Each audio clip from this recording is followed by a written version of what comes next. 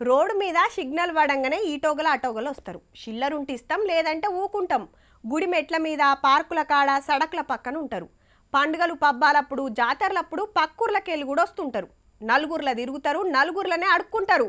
కానీ కొందరు అట్లా కాదుల్లో ఏసీ ఎర్రల్లా పెద్ద పెద్ద కుర్చీల్లో కూర్చొని సాటుంగా చేతులు జాపుతుంటారు. గాళ్ళ గురించే ఈ వార్త.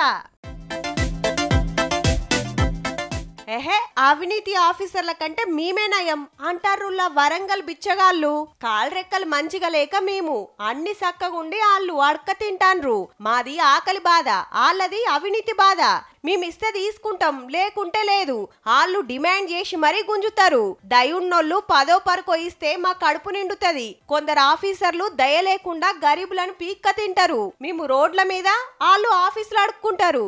దేశానికి గసంటోళ్లతోటే నష్టం గాని మాతోటి కాదు అనుకుంటా జులుస్ తీసిండ్రు.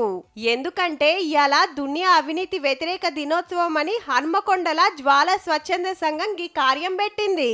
ఈ అవినీతి అధికారి లంచగొండి కంటే బిచ్చగానే బెటర్ అనేది మా కాన్సెప్ట్. వీళ్ళు లేక ఆడుకుంటున్నారు, వీళ్ళు ఉండకూడము లంచాలకు మరగబడి దేశాన్ని దోచుకు తింటున్నారు. కాబట్టి హౌ మరి చేతుల బొచ్చే ఒకటే తక్కువ.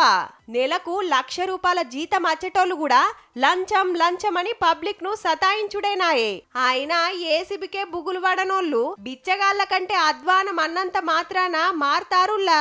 ఏదో ఇలా ఆపోచన కాకుంటే